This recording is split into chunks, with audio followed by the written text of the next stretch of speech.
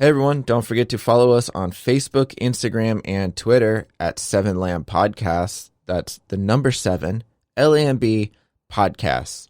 We try to keep everybody updated and informed on new projects along with new episodes coming out, and we promote all of our stuff on there. So if you want to follow us, once again, that's at 7 Lamb Podcasts, the number 7, LAMB Podcasts.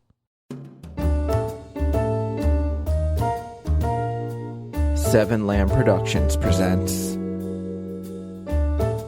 Atlas Avenue B. Case 3, The Gold Hawk. Part 9, The Contact.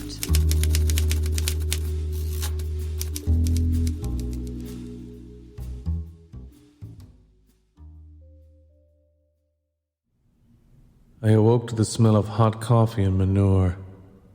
I was on a couch, nice and warm, under a finely knit quilt.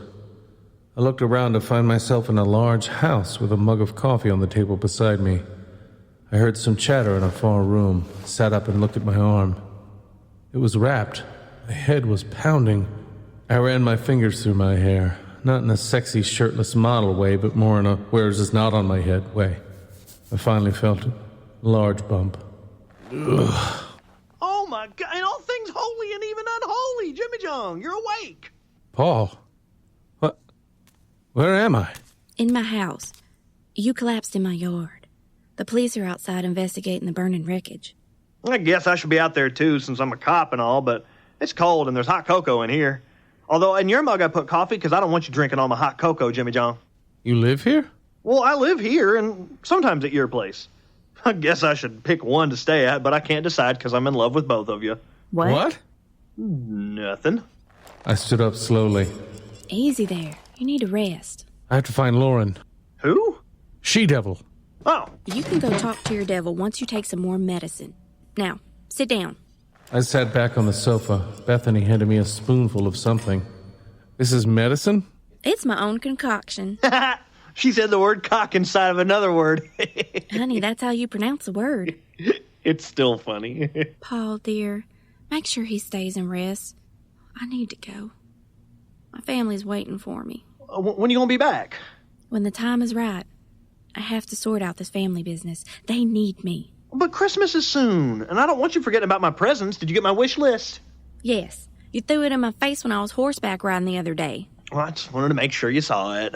I fell off my horse. I just wanted to make you fully aware of how much a life-size standee of Bram Stoker would mean to me. What is with you and large cutouts of famous dead people? Well, I just move them around and pretend they're alive again. I must go. Goodbye, dear. Goodbye, Jim.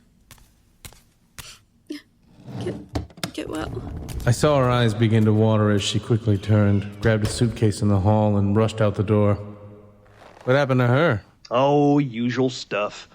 Bethany's Amish family is being harassed by a wealthy landowner to sell their land because he wants to build a section of highway and a large shopping plaza in its stead. And they decided to keep their land, and the government refuses to step in, but somehow many resources have been cut off, completely shutting down the small town they live in. And now there have been threats to murder the whole village, and all the Amish people are thinking of packing up and moving away because they have no way of defending themselves. You know, usual family drama. None of that sounds like usual family drama. Yeah, it's a real North Dakota pipeline situation, minus the Native Americans' disregard for environmental impact and excessive corporate greed. Seems like there's some corporate greed. Yeah, it's just not excessive. Also, one Amish kid in the town witnessed a murder, and apparently he was wanted by a couple of crooked cops. Wow, that's a lot to take in. What are you going to do? What do you mean, Jimmy Jong? I'm going to wait here until Christmas. But it seems like Bethany needs help. What am I going to do? I live in Kenneth Heights, not Pennsylvania. It's out of my jurisdiction. Yesterday I found out what the word jurisdiction is, so the way I'm using it makes sense. It does, but you should help. Do you care about Bethany? Yeah. Do you love her? Yeah. Do you want a future with her? Yeah. Do you want her family to be safe? Yeah. Do you think that what's happening to her family is wrong? Yeah. Do you hate corporate greed? No. What? I'm sorry, I meant yeah, but I thought I answered yeah too many times in a row, and you were going to try to get me with a trick question. I wasn't. Will you help me? I can't. I have to find Lauren, although I think I'm done with this case. I'm way in over my head. Yeah, like me when I procrastinate on picking up horse shit. I don't think I can help Lauren. I I almost lost my life, and for what? This is the CIA's mess, not mine. But don't you care about Lauren? Yeah? Well, don't you love her? Yeah? Don't you want to help her? Yeah? Don't you want her family to be safe? I mean, yeah, but her family isn't really involved. Don't you hate corporate greed? Yeah, but what does that have to do Don't you like animals? What? Don't you think the sky is blue? What are you doing, Paul? Don't you want to save a bunch of money by switching to Geico? Paul!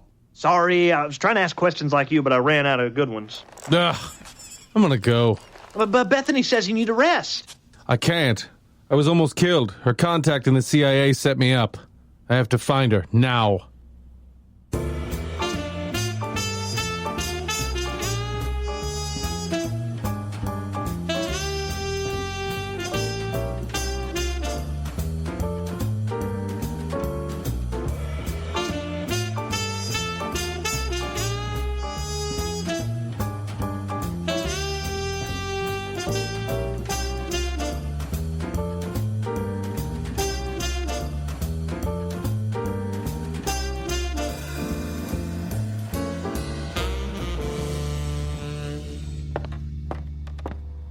It was 9:30 in the morning and I was rushing upstairs. I had Lauren's number in my office.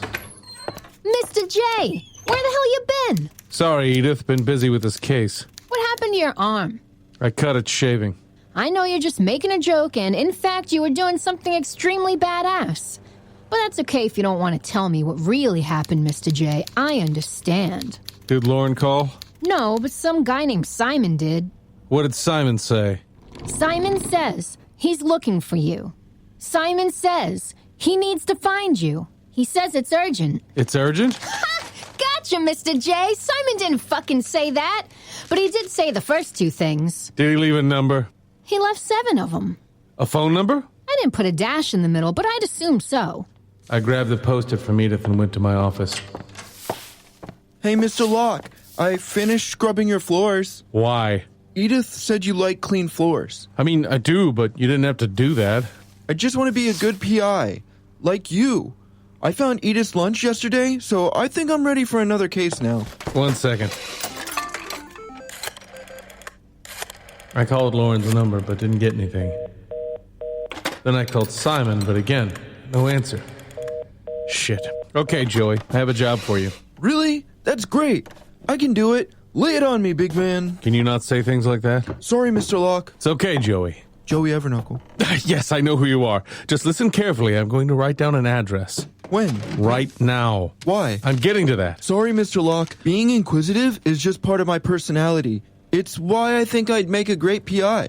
Well, that, and I'm really good at sneak attacks. I have a left hook like Steven Seagal, and a right hook like Steven Seagal. I fight like Steven Seagal. Great.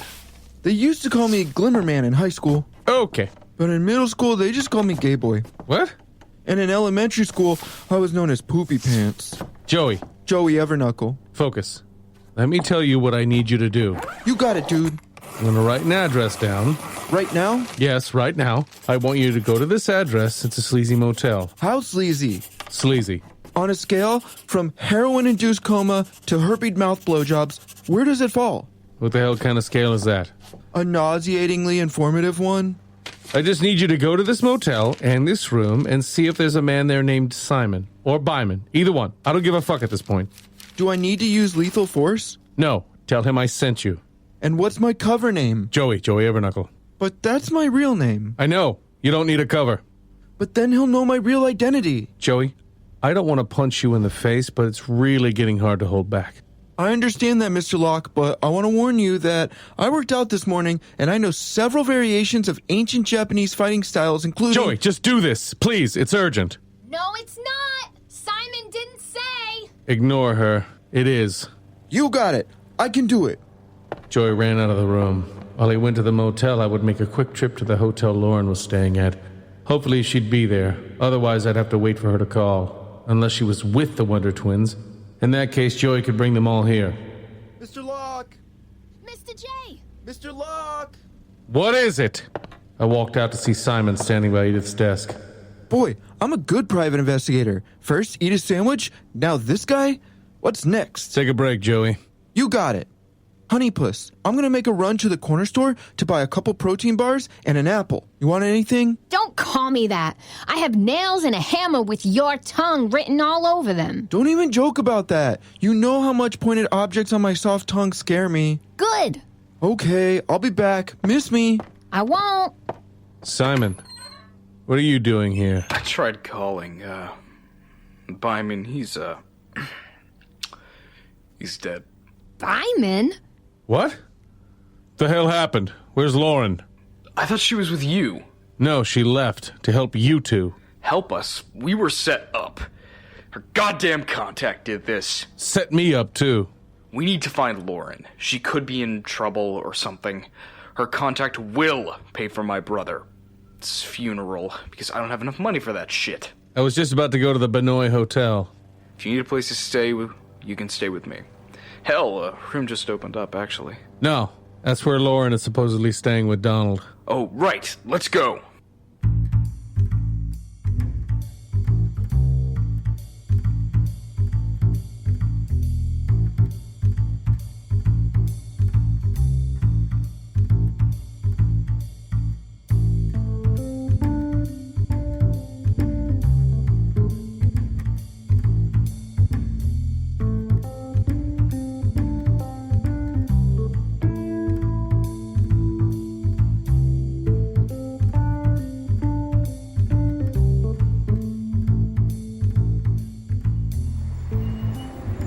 There was no snowfall today. The sun was bright in the sky, melting the ice on the road.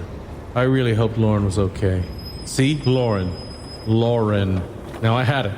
No more she-devil for me. Her name was Lauren. This is the Benoit. Park the next street over, just in case. Just in case parking suddenly becomes illegal on this street today? Just in case something has happened to her and we need to be careful and stay hidden. Oh, right. Simon parked. We rushed over to the Benoit and headed in. I distracted the desk clerk with some casual flirting. He seemed to really like it. While Simon quickly scanned the computer, Simon found her room and gave me the signal to wrap up my conversation. The signal was a thumbs up because we didn't have time to come up with a better signal. Room 434. We rode the elevator up to the 4th floor. Something didn't sit right with me. I could feel the wheels in my brain spinning. We walked down the hallway, scanning room numbers. I hope something didn't happen to her. If she's not here, I don't know where else to look. Me either. She never showed up at the motel. Well, you guys should never have separated after your chase. What chase? The car chase. What car chase? The last car chase I was a part of was 20 years ago when I stole my dad's Ford Mustang, drove all the way to San Francisco, and reenacted the famous scene from Bullet. Blame the whole thing on Byman, too. Got grounded for a year. What about your hot pursuit last night? The way Lauren worded it made it sound like you guys gave chase after he escaped. There was no hot pursuit. Lauren texted us that the wise man was in a warehouse over on McMullen and Henstridge. When we arrived, we were met with a barrage of bullets. Luckily, I'm alive because Byman sacrificed his life to save mine. And by sacrifice, I mean he foolishly entered the warehouse unarmed, and after he was shot 7 times, I assumed he was dead and used his body as cover until I could make my escape while his shooter reloaded. Jesus Christ. I know, but after the 7th bullet, I doubted my brother felt any pain. No, Simon, we've been had. Have we? Yes, by the she-devil. Who? Lauren, son of a bitch! I rushed down the hallway looking for her room. When I found it, I banged furiously. Shit! What's going on? She set us up. Why? Who knows? But she pretended to call you last night. It's why she left me out in the cold. She didn't leave you with a coat? Yeah, she did. One of Donald's coats. Those are good coats. No, they aren't. Although it did save my life. I guess I can't hate on him too much now. I love the way they zipper, because sometimes, I feel like I'm wearing too much coat, right? Simon, she left me out there to die, just like she led you and Byman to your deaths. Death, singular. I made it out. Regardless, she was trying to take us all out. You think she's working for the chef? I don't know. I didn't know what to do. No one was answering, and I had no idea where to look. Simon and I made it back outside. I stood in the cold, letting the sun warm me up the best it could. So what do we do now? Maybe I can call Paul or Arthur, get a warrant and search that hotel room. Or maybe there's a way to get a hold of Donald. Maybe we can... We can what? Holy shit. Now what revelation are you having? I just saw her. Where? Across the street. She ducked into that alley. I'm going after her. Cut her off at the pass. Where's the pass? I ran as hard as I could. The cold air stung my throat. I rushed across the street and into the alley. I didn't see her. Where could she be? I turned to the left down a smaller alley past a bunch of garbage bins, and that's when I saw her. I drew my gun. Don't move. Oh my God! James! Don't. She didn't say anything. Her lips pursed as her body froze. Simon ended up jogging up behind me. Hey, I didn't know where the pass was, so I ended up just following you. That's fine. I got her. You guys need to leave! We're not going anywhere. Please, you have to right now! Your lives are in danger. Our lives were already in danger. You saw to that. Please, I'm begging you. He's coming right now. Who? Please, go. Who? There's no one behind us. Is he coming around the pass? Because I'm still not sure where that is. Hurry, hide. I didn't know whether to believe her or not. I was going to ask Simon what he thought, but he was already climbing into one of the large garbage bins. We can hide in here. It doesn't even smell that bad. I turned my attention back to Lauren. Hide. I reluctantly holstered my gun and jumped into the garbage bin. Simon and I lifted it a bit to peek out. That's when we saw a man in a trench coat and a dark hat appear out of the corner. His face was hidden in shadow. He approached Lauren, a gun in his hand. What the hell was happening?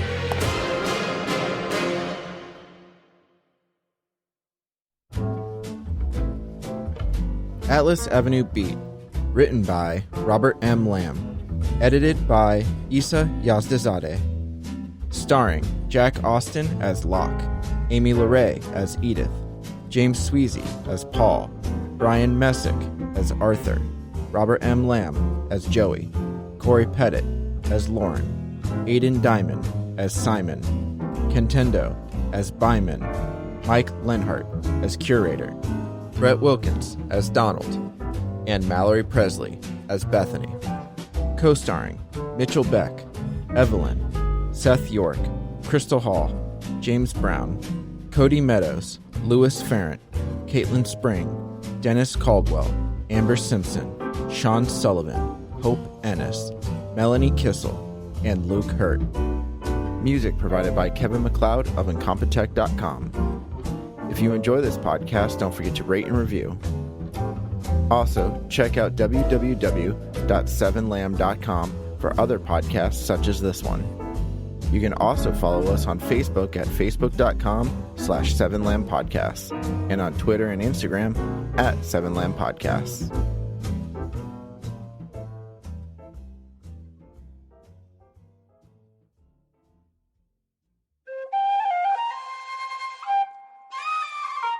This has been a 7 Lamb production.